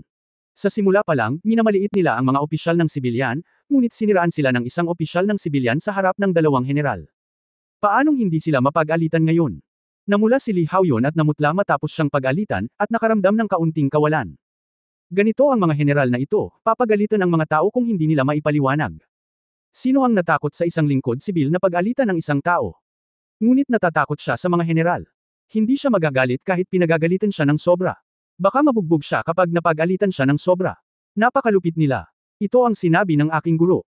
Si Li Haoyun ay halatang hindi kumbinsido at sinabi sa malakas na boses. Nang marinig ito ng dalawa ay natigilan sila saglit. Walang panggigipit o pag-aalinlangan na harapin si Li Haoyun, na nasa parehong antas, ngunit upang harapin si Wei Guogong, isang opisyal ng unang ranggo. Nagluwas silang lahat at tumigil sa pag-uusap para makita ang reaksyon ni Jingzi. Ngumiti si Jingzi at sinabing, salamat Duki Wei sa iyong pag-aproba, ngunit sa palagay ko ay hindi maliit na bagay lamang ang martial arts. Agad na sinabi ni Yang Zhaoyang at Yu Zekeng ng, okay, at tumingin kay Li Haoyun na may mga mata na puno ng pang-aalipusta. Gayunpaman, hindi ko ibig sabihin na maliitin ang mga lingkod bayan. Kung tutusin, iskolar din ako. Nararamdaman ko lang na kahit literatura o martial arts, basta magaling ka sa isa, mapapakinabangan mo ang mga tao. Hindi mo kailangang mag-alala tungkol sa mga detalye. Ang aking panganay na kapatid na babae ay isang tulisan, siya ay naging isang mabuting tao. Ang mga kasanayan sa martial arts ay hindi mababa, ang ikalimang kapatid na babae ay si General Jing Hong, isang general ng militar, at ang kanyang kapatid na may-ari ng hardin ay nag-practice din ng martial arts, at maging si Shanggu Qingqiu, na malapit na niyang contact, ay isa ring martial arts master. Hindi niya kailangan ng iba na magsalita ng masama tungkol sa mga general sa harap niya. Si Jingzi mismo ay hindi nakinig. Gayunpaman, hindi niya sinasadyang pabulaanan si Li Haoyun, upang mailigtas ng lahat ang mukha. Si Master Jing, natuto ng leksyon. Iniyuko ni Li Haoyun ang kanyang kamay sa kanya at hindi sinasadyang nagtanong, kung gayon Master Jing, maaari ka bang magpasya kung ipagpatuloy ang isang karera sa panitikan o martial arts? Well, madali lang. Sabi nilang tatlo nang marinig ito, lahat sila ay tumagilid na may nakatutok at kinakabahang ekspresyon. Ang sunod nilang nakita, ngumiti si Jingzi. Pagkatapos bukas ng umaga, magiging malinaw ang lahat, at malalaman ng tatlong matatanda. Hindi ba ito ay katulad ng walang sinasabi? Nagpaalam ang tatlong tao at galit na umalis. Chapter 268 Trip to Jingxi, ikalawang update. Pagkaalis ng ilang tao, lumapit si Jingzi at isinara ang pinto. Tahimik na sinabi ni Wang Yingqiu mula sa likuran, inimbitahan ka na ng 4 sa 5 makapangyarihang opisyal sa korte. Kung alam ito ng iba, hindi ko masasabi sa iyo kung gaano kanila iinggit. Ngumiti si Jingzi, inimbitahan si Teacher Bai kaya nasaktan ako, kung hindi ay may pinadala siya, haha. Sira na. Aking sopas. Biglang sumigaw si Wang Yingqiu at tumakbo sa kusina. Ilang sandali pa, nasa ikalawang palapag. So malambing. Napakalambot. Napakaputi nitong mga binti. Wow, tulad ng inaasahan ng may-ari ng hardin, napakaraming tubig sa sopas ng manok na ito. Uminom si Jingzi ng sariwa at malambot na sopas ng manok na ginawa mismo ni Wang Yingqiu. Naglalabas ng pag-aproba ng kaluluwa paminsan-minsan. Inilibot ni Wang Yingqiu ang kanyang mga mata sa kanya, "Are you in good shape? Bakit hindi mo mapigilan ang iyong bibig pagkatapos uminom ng sopas? Hoy, ang sarap!" Pinapanood si Jingzi na natapos na sa pag-inom, tumayo si Wang Yingqiu at niligpit ang mga pinggan, at pagkatapos ay umupo ako sa kandangga niya at nakinig sa kanya na nagsasalita tungkol sa nangyari ngayon. Nang marinig ko ang tungkol sa panganib, hindi ko naiwasang pagpawisan si Jingzi. Lalo akong nagulat nang malaman kong pinatay ni Jingzi si Chigulong. Narinig ko rin ang tungkol kay Chigulong. Mukhang napakasama ng reputasyon niya sa apat na pangunahing sekta. Nagbanta rin si Tung Chang na hanggat nang ahas siyang pumasok sa Jingxi, hindi siya papayagang mabuhay hanggang madaling araw. Siya, sabi at sumulyap kay Jingzi. Walang sino man ang maaaring mag-isip na siya ay talagang pinatay mo. Kasabay nito, sinabi niya nang may matagal na takot, huwag kang makipagsapalaran sa hinaharap. Kung may mangyari talaga sa iyo, ano ang gagawin namin? Okay. Sa sandaling ito, si Wang Yingqiu ay mayroon pa ring kilos ng panlabas na disipulo ng Waxian Pavilion at ang master ng Waxian Garden. Walang duda na siya ay isang maliit na babae. Nakangiting tumanggaw si Jingzi, at pagkatapos ay sinabing may galit ngunit hindi galit, ano ang nangyayari kay Yu Haixing? Kailangan mong ipaliwanag ito sa akin, kung hindi, hindi ako papayag. Ngumisi si Wang Yingqiu, bahagyang kiniliti ang dulo ng kanyang ilong, at pagkatapos ay ikwento ng mahusay. Si Yu Haixing ay pamangkin ni Lord Protector Yu Sheng. Ang kanyang ama ay si Yu Li, ang gobernador ng Roshao, at ang Waxian Pavilion ay nasa Roshao. Sa katunayan, ang bawat sekta ay hindi lamang nagre-recruit ng mga mahuhusay na disipulo para magsimula, kundi pati na rin ang ilang mga tao na may kilalang mga background bilang mga alagad sa labas. Kung tutusin, kailangan din ng mga pangunahing sekta na kumain ng maayos at maupo malapit sa malaking puno upang tamasahin ang lilim. Bilang gobernador ng Roshao, masasabing nangingibabaw si Yu Li sa kalangitan sa Roshao. Ang kanyang anak na si Yu Hai ay hindi naging matagumpay sa literatura at martial arts, kaya nakipag-ugnay siya sa Waxian Pavilion at naging alagad ng silid sa labas. Tumanggo si Jingzi, hindi nakakagulat na siya ay isang mahina. Nang pumasok si Wang Yingqiu sa Waxian Pavilion, medyo matanda na siya, kaya naging disipulo siya ng silid sa labas. Gayunpaman, siya ay may talento at gumawa ng mabilis na pag-unlad. Nang makitang malapit na siyang ma-promote sa inner chamber, sumali si Yu Haixing sa pavilion. Matapos makita si Wang Yingqiu sa unang pagkakataon, hinabol siya ni Yu Haixing. At dahil ang kanyang ama ay ang gobernador ng Roshao, ang Panginoon ni Wang Yingqiu ay hindi ang Panginoon ng pavilion, kaya hindi madaling masaktan siya. Nagkataon na nabuksan ang Waxian Yuan, at pagkatapos kumonsulta sa mga kagustuhan ni Wang Yingqiu, hinayaan niya itong pumunta rito. Nang maglaon, madalas na pumunta si Yu Haixing sa Jingzhou upang ipagpatuloy ang panggigipit sa kanya sa ngalan ng pagbisita kay Yu Guogong. Sa kabutihang palad, nanatili siya ng maikling panahon, at nasanay na si Wang Yingqiu. Dapat turuan ng leksyon ang asong ito. Dumura si Jingzi, at tumawa ng pipi, mukhang salamat sa kanya, kung hindi, baka hindi ko na makita ang may-ari ng hardin sa buhay ko. Pagkatapos marinig ito, sinabi ni Wang Yingqiu kay Jingzi nagkatinginan sila at ngumiti bilang pag-unawa. Kung gayon, ano ang dahilan ng paglalakbay na ito sa Jingxi? Actually, taon-taon naglalaban ang apat na major sects para matuto sa isa't isa. Competition daw, pero sa totoo lang para tuklasin ang realidad. By then, hindi lang yung apat na major sects, pati lahat ng maliliit na sekta na may mas malakas na lakas. Dadalo din sila, at magpapadala rin ng mga dadalo ang Imperial Court. Maliwanag na ito ay isang pribadong pagtitipon ng iba't ibang mga sekta, kaya ano ang ipinapadala ng imperial na hukuman sa mga tao upang gawin? Curious na tanong ni Jingzi. Sa mga bansa, ang Angguo ang may pinakamaraming sekta at may pinakamalakas na lakas, ngunit ang mga sekta ay may mga panuntunan at hindi pinapayagang makialam sa mga usapin sa korte, at ang korte ay walang karapatang makialam sa mga sekta, at kahit na ang mga opisyal ng korte ay hindi pinapayagang pumasok sa iba't ibang sekta. Kahit na ang Angguo ay salakayin at sirain ng ibang mga bansa, ang sekta ay hindi kikilos. Pagkatapos ng isang paghinto, nagpatuloy si Wang Yingqiu, ngunit ang kanyang kamahalan isang emperador ay interesado sa lakas ng sekta at paulit-ulit na nais na gawing umaasa ang sekta sa korte ng imperial. Pagkatapos ng lahat, sa tulong ng maraming mga master sa sekta, maaari nilang talunin ang libu-libong tropa. Ngunit ang mga opisyal ng korte ay hindi maaaring pumasok sa sekta, hindi makita ang mga pinuno ng mga sekta, at walang makausap. Oras na ng kompetisyon. Lahat ng mga pinuno ng sekta ay naroroon, kaya ang korte ng imperial ay magpapadala ng mga opisyal sa lugar sa bawat oras, una upang mapanatili ang kaayusan, at ikalawa upang makipag-ugnayan ng pribado sa mga pinuno ng sekta. Nang marinig ito, nag-isip si Jingzi, ngayon lang si Yang Changshi na iyon. Dahil ba pumunta si Duke Wei sa Jingxi? Oo. Tumango si Wang Yingqiu, sa nakalipas na ilang martial arts competitions, nagpadala si Emperor An ng mga civil servants para makipag-ugnayan sa mga pangunahing sekta, ngunit hindi maganda ang resulta. Ni hindi siya makakapasok sa kampo ng sekta. Sa taong ito ay malamang na gusto niyang lumipat sa general na si Wei Guogong para makita kung ano ang magiging epekto. Nang marinig ito, medyo naawa si Jingzi kay Emperor An. Bilang emperador, ang mga ministro sa korte ay may malaking kapangyarihan at nahahati sa iba't ibang mga kampo na may iba't ibang mga pag-iisip. Hindi siya naglakas loob na saktan ang mga ito. Non-government organizations hindi pumabor sa kanya ang mga pangunahing sekta, kaya kailangan niyang magpadala ng mga tao para makipag-ugnayan, na may kaunting tagumpay. Kung magagawa ito ng emperador, natatakot ako na wala ng iba. Buti na lang at walang nagrebelde, kung hindi ay naging subjugated monarch siya dahil lang sa pagiging mahina. Para sa kapakanan ng pagiging ama ni Sumuchen, tulungan mo siya. Akala ni Jingzi. Kasabay nito, nagtataka siyang nagtanong, dahil ang sekta ay gustong mag-recruit ng mga alagad mula sa labas ng sekta at mayroong ilang lokal na opisyal bilang suporta, bakit hindi sila mahanap ng korte kapag hinahanap nila? Natatakot ka ba na hindi sila tulungan ng mga opisyal na ito? Umiling si Wang Yingqiu, hanapin ang mga lokal na opisyal. Ang mga opisyal na usapin ay hindi mga pangunahing gawain. Sa pangkalahatan, ang namamahala sa sekta ang may pananagutan dito, at ang pinuno ng sekta ay hindi papasok. Kung matitiis ng sekta, kung hindi sila tutulungan ng korte, ang pinakamasama ay ang pagbabago ng bansa, at tiyak na maglalaban-laban ang ibang bansa para dito. Ngunit hindi kinaya ng Imperial Court ang mga kahihinatnan, kaya nangyari ang sitwasyong ito. Sa wakas naintindihan ni Jingzi. Nga pala, napakaraming taon ka nang nasa Waxian Garden, at isa kang alagad ng silid sa labas. Bakit ka pinapayagang pumunta sa martial arts competition? Umiling si Wang Yingqiu, naguguluhan din ako. Simula nang dumating ako sa Jingzhou, wala nang ganoon. Dumalo ako. Ang liham na dala ni Yu Haixing ay isinulat nga ng aking Panginoon. Sa tingin ko ay may nangyari, o ito mismo ang nag-utos ng master ng pavilion. Ibig sabihin kailangan ko nang umalis. Tumango siya, tumingin kay Jingzi, at sinabing nakataas ang sulok ng kanyang bibig, bakit, ayaw mo ba akong pumunta? Oo. Matapos marinig ito, biglang nakaramdam ng pagkadismaya si Wang Yingqiu.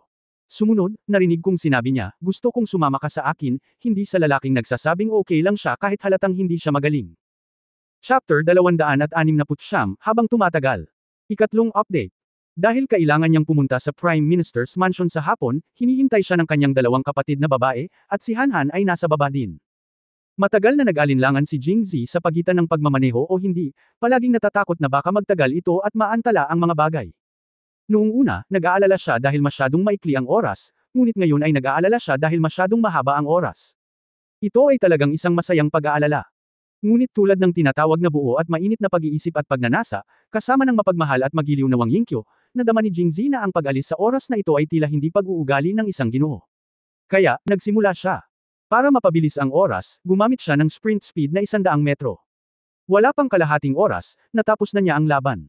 Mula nang uminom siya ng jujube pill, pakiramdam niya ay unti-unting bumubusog ang enerhiya sa kanyang katawan. Ang pinaka-intuitive na pakiramdam na makikita sa kanyang katawan ay na kahit anong gawin niya, tila siya ay may walang katapusang lakas. Kaya pagkatapos ng labanan, napaka-relax niya. Ngunit si Wang Yingqiu ay hindi gaanong nakaka-relax. Bumagsak siya sa kama, ang kanyang magagandang mata ay parang tubig, at ang kanyang mga mata ay malabo, na hindi maiwasan ng mga tao na maawa sa kanya.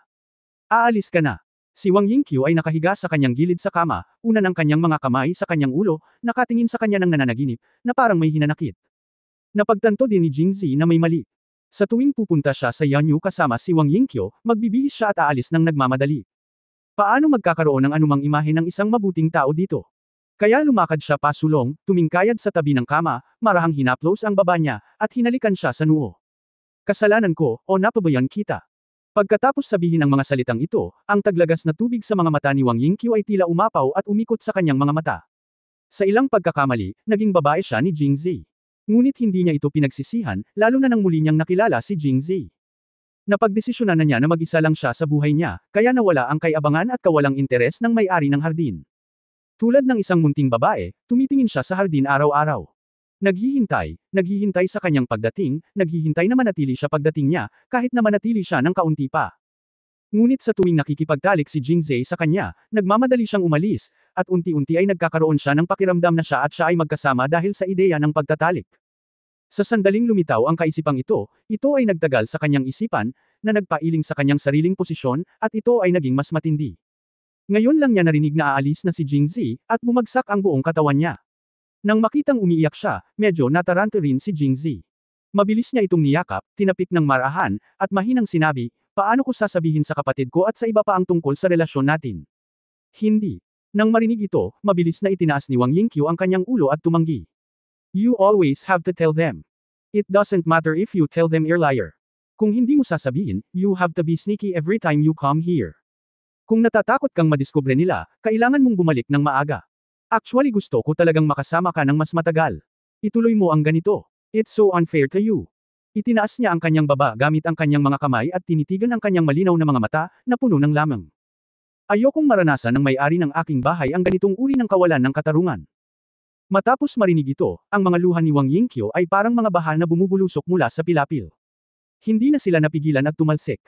Nabasa ang likod ni Jingzi sa maikling panahon. Lubusan. Nang halos matapos na si Wang Yingqiu sa pag-iyak, tinapik siya ni Jingzi, inilagay ito sa kanyang tainga, hamihip ng mahina at sinabing, bumangon ka dali, basang-basa ako sa iyo. Bakit ang dami mong luha? Tila naglabas siya ng galit at sa wakas ay bumuti na ang pakiramdam niya. Nahihiyang tumingin si Wang Yingqiu kay Jingzi, masama kang tao, kakausapin mo ako. Niyakap siya ni Jingzi, kung may gustong makipag-usap sa akin, ayaw ko pa rin. Gusto ko lang makipagmahal sa may-ari ng bahay ko. Muling mumuso si Wang Yingqiu at nahulog sa mga bisig ni Jingzi. Ilang sandali pa ay naging mapagmahal ang dalawa. Umupo si Wang Yingqiu mula sa mga bisig ni Jingzi at sinabing, okay, dapat kang bumalik. Tinitigan siya ni Jingzi, napag-isipan mo ba talaga ito at hindi mo sinabi sa kanila? Sa katunayan, napakabait nilang tao. Bakit? Natatakot ka bang sabihin sa kanila? Gusto kong sabihin sa iyo, ngunit hindi ko magawa ngayon, hindi pa handa. Umiling si Jingzi, ngunit kung ganito ang kaso, mahihirapan akong magkaroon ng sapat na oras para sumama at samahan ka, lalo na kapag pupunta ako sa korte bukas. Siguro kung magiging abala ako sa hinaharap. Napailing si Wang Yingqiu na may ngiti, itinuro ang puso niya, at nakangiting sinabi, hanggat nasa puso mo ako, magagawa ko ito nang wala ka. Tapos sabi niya ulit. Lumapit siya at tahimik na sinabi, at hindi mo man lang sinabi na sasama ka sa Jingxi. Tapos, tayong dalawa lang. Kaya kitang kunin hanggat gusto ko, at walang makakaagaw nito sa akin. Pagbaba mula sa itaas, nakaramdam ng matinding pressure si Jingzi, kailangan pa rin niyang magkaroon ng magandang katawan. Ngunit si Wang Yingqiu ay talagang pagod na pagod. Pagkatapos niyang hintayin na magbihis, napahiga siya sa kama at ayaw nang bumangon. Hiniling niya kay Jingzi na bumaba ng mag-isa at paulit-ulit na sinabi sa kanya na huwag kalimutang ilagay ang gift box na ipinadala ni Yu Haixing. At kunin. May alam si Wang Yingqiu tungkol sa mga gawain ng mansyon ng punong ministro. Kahit na si Zhou Xining ay ang panganay na anak na babae ng pamilya Zhu, ang kanyang relasyon kay Ginang Zhu ay tensyonado, kaya mas maganda si Jingzi sa mga regalo. Simula ngayon, magiging opisyal na siya sa korte. Mas mainam na maging taga-suporta si Zhu Tung kaysa hindi.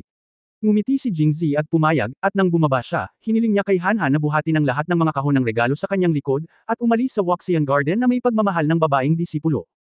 Ang karwahe na ipinadala mula sa palasyo ay umalis na sa ilalim ng utos ni Jingzi. Kahit na handa silang maghintay, mahihiya si Jingzi na hilingin sa kanila na maghintay. Kung tatanungin sila tungkol dito nang huli siyang bumalik, sasabihin niyang matagal na siyang nasa Waxian Garden, para marinig ito ni Emperor An. Ano sa tingin mo? Sa makatuwid, ang mabigat na responsibilidad ng pagkuha ng kahon ng regalo at ang pheasant at hare ay nahulog sa mga balikat ni Hanhan. Buti na lang at malakas ang katawan niya at hindi masyadong napagod kahit bitbit ang Canada. Gayunpaman, hindi pa rin nakalimutan ni Jingzi na bigyan siya ng ilang payo habang nasa daan. Hanhan, babalik ako mamaya. Kung tatanungin ako ng mga kapatid ko kung bakit gabi na, paano ko sasagutin? Sinabi ni Hanhan nang hindi man lang nag-iisip, kaka-rating lang namin sa Wakshan Yuan para kumain ng manok.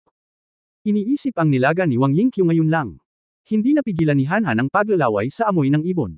Bagamat mayroong dalawang ibon, si Jingzi ay nagbahagi ng karamihan sa kanila ng mag-isa. Napakaraming disipulo sa Waxian Garden, kaya hindi gaanong kumain si Hanhan. Halatang hindi pa masaya. Damn it! Halos magmura si Jingzi. Hanhan, nakalimutan mo na ba yung itinuro ko sa'yo bago ka pumunta dito? Hindi alam ni Hanhan kung kanino niya ito natutunan, kumurap ang kanyang mga inosenteng mata, ano ang sinabi ng batang pinuno. Espesyal ako anong tanga.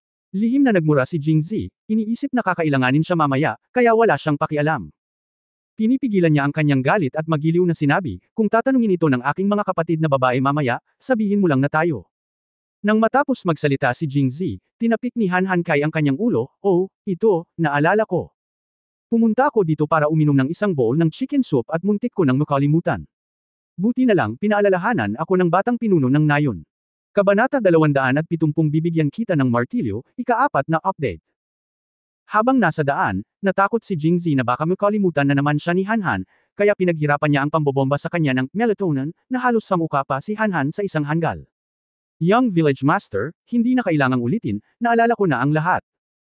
Nang makitang tumigil si Jingzi sa wakas, nakahinga ng maluwag si Hanhan, ngunit sa parehong oras ay nag-aalangan na sinabi, Young Village Master, sa totoo lang may isang bagay na gusto kong sabihin sa iyo noon pa man. Hindi ko lang alam kung dapat kong sabihin ito. Kung hindi mo alam kung dapat mong sabihin, huwag mo nang sabihin. Magiliw na paalala ni Jingzi. Saglit na natigilan si Hanhan, saka umiling at sinabing, pero nahihiya ako kung hindi ko sasabihin, kaya kailangan ko pa ring sabihin. Ito. Kung gusto mo talagang sabihin, sabihin mo lang, bakit ka nag-aalangan? What the hell? May martilyo ka ba? Bumulong si Hanhan at seryosong sinabi, Young Village Master, nang bumaba kami mula sa Mang Mountain, minsan sinabi sa akin ng Village Master na bantayan ng Young Village Master at huwag mabigani sa mga kaakit-akit na babae mula sa Jingzhou. Heart. Sinulyapan niya si Jingzi at nakitang wala siyang reaksyon bago nagpatuloy, Miss Zhang, akala ko maganda ang ginawa ng batang pinuno ng nayon, kaya wala akong sinabi. Hanhan. Nag-aalangan. Pagkaraan ng ilang sandali, sa wakas ay nagkaroon siya ng lakas ng loob, bagaman hindi ko gusto si Master Wang Yuan, nararamdaman ko sa aking puso na siya ay isang mabuting tao, at mabuti para sa batang punong nayon na makasama siya. Ngunit mas mabuting sabihin ng batang punong nayon kina General Jinghong at Zhou Shiman. Sumulyap si Jingzi sa kanya at sinabing, ito ang utos ng aking panganay na kapatid na babae. Bakit mo hiniling sa akin na sabihin sa pangalawang kapatid na babae at sa ikalimang kapatid na babae? Dahil sinabi ng pinuno ng nayon na kapag wala siya, kailangan kong makinig sa iba pang mga kapatid na babae ng batang punong nayon. Haha. Pinakikinggan mo sila, ngunit hindi sa akin. Ngumisi si Jingzi at paulit-ulit na iwinagayway ang kanyang mga kamay. Hindi ako nakinig. Hindi ba ito para sa pakikipag-usap sa Young Village Master? Umiling si Jingzi, hoy, kasalanan ko pa rin. Sisihin mo. Ano ang problema ng Young Village Master? Curious na tanong ni Hanhan. Sisihin mo sa akin kung hinayaan kitang kumain ng sobra.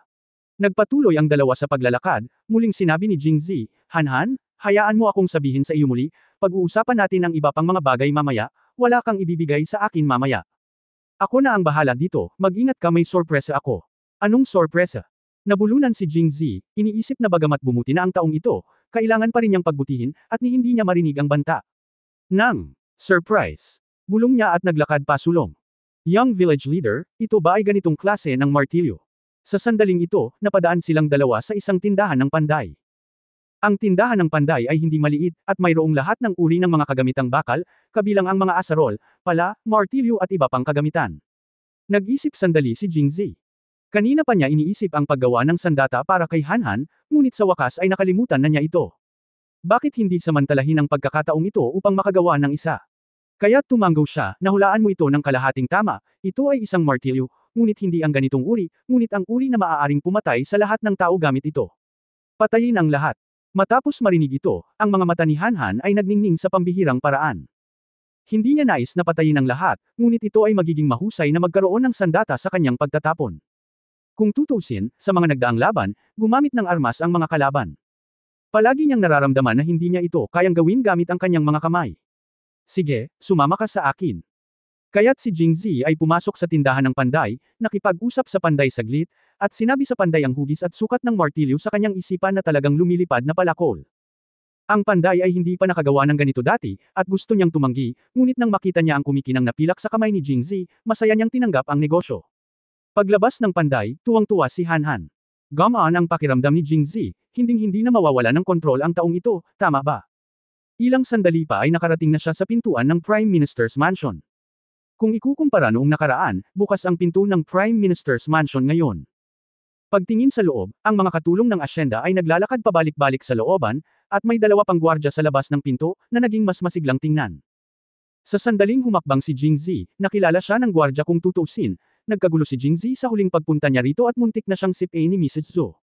Nandito na si Master Jing. Pakipasok kadali. Ang Panginoon at ang binibini ay naiinip na naghihintay. Tumanggo si Jingzi at ngumiti, iniisip na siya ay talagang may kaya, kahit ang mga doorman na ito ay marunong magbasa ng emosyon ng mga tao. Pumasok sa Prime Minister's Mansion at dumiretso sa hall. Tumakbo palabas ang chubby na si Zhu Tangguan at muntik nang mabunggo ang binti ni Jingzi. Nang makita niyang si Jingzi iyon, maingat siyang umatras. Tawagan mo si Kuya. Malaki, Kuya. Nag-iwan si Jingzi ng napakalalim na impresyon kay Little Fatty. Tinawag niya ito nang hindi man lang nag-iisip. Hinawakan ni Jingzi ang kanyang malaking ulo at sinipa ang kanyang puwitan para hayaan siya habang naglalaro. Sa oras na ito, narinig din ng mga tao sa bulwagan ang ingay. Oh, bumalik na ang pamangkin ko. Ang ikinagulat ni Jingzi ay ang unang lumabas ay si Mrs. Zhu, na muntik nang makipag-away sa kanya noong nakaraan. Halatang sobrang excited siya at mabilis na tumakbo palabas ng bahay na halos mawalan siya ng sapatos. Mahal kong pamangkin, pasok ka dali. Matagal ka na naming hinihintay. Walang ekspresyong tumango si Jingzi at pumasok sa bahay. Wala siyang magandang impresyon kay Mrs. Zhu. Kahit mukha siyang mayabang ngayon, dahil lang sa alam niyang naging matagumpay itong tao. Ang gayong babae na labis na naimpluwensyahan ng iba ay minsan ay napakasama sa kanyang pangalawang kapatid na babae. Hindi gagawin ni Jingzi siya ay nagniningning sa tuwa dahil sa kanyang kasalukuyang ugali. Siyempre, hindi na kailangang suruan muli siya ni Jingzi. Pagkatapos ng lahat, si Zhu Xining ay mininirehan pa rin dito sa hinaharap. Gayunpaman, naniniwala ako na sa hinaharap, ang kanyang saloobin kay Zhu Xining ay hindi na magiging malupit. Hindi nagbago ang mukha ni Mrs. Zhu dahil sa malamig na ugali ni Jingzi. Sa kabaligtaran, ang kanyang sigasig ay naging mas mataas. Nang makita niya si Hanhan na nakayakap sa kanya, muli niyang sinabi, "Nako, pamangkin ko, bakit ang dami niyang dalang regalo? Okay lang kung may ibang dadalhin. Ngayon, hindi mo na kailangang maging magalang." Tinawag niya ang kanyang mga katulong na lumapit at tumulong, at kinuha ang mga bagay sa mga kamay ni Hanhan sa harap ng bulwagan. Sa harap na bulwagan, si Zhu Tong ay nakaupo sa itaas na upuan at umiinom ng tsaa, habang sina Zhu Xining at Liu Jinghong ay nakaupo sa ibabang bahagi. Sa tapat ng mesa, may nakasisilaw na hanay ng mga kahon ng regalo. Iba-iba ang laki ng mga kahon ng regalo na ito, ngunit lahat sila ay kat-anji tangi at maganda, katulad ng kay Yu Haixing. Tumango sina Jingzi at Zhu Tong. Matapos tawagan ang tiyuhin, nagtataka silang nagtanong, "Hoy, anong araw ngayon? Bakit ang daming nagbibigay ng regalo? Posible bang may handaan sa bahay mamaya?" Ngumiti si Zhu Tong. Umiling siya at sinabing, "Ang mga regalong ito ay hindi para sa akin. Lahat sila ay para sa iyo. Para sa akin." Si Jingzi ay naguguluhan sa una, pagkatapos ay gumaan ang loob. Nag-splash ka sa hunting ground ngayon. Alam ng sinumang may kaunting discernment na magiging mahusay kang tao sa hinaharap, kaya lahat sila gustong makilala ka muna. Kaya nang malaman nilang pupunta ka sa Prime Minister's Mansion ngayon, tumakbo sila. Pagkatapos magsalita ni Zhu Tong, sinabi niya ng may damdamin, "Hoy, naging punong ministro ako sa loob ng maraming taon, ngunit hindi ko inaasahan na gagamitin ko ang iyong tulong upang maranasan ang pagmamadalian ng abalang pulutong na ito. Gatlang M gatlang M gatlang M gatlang M. End of this chapter. For more updates, click on the notification bell.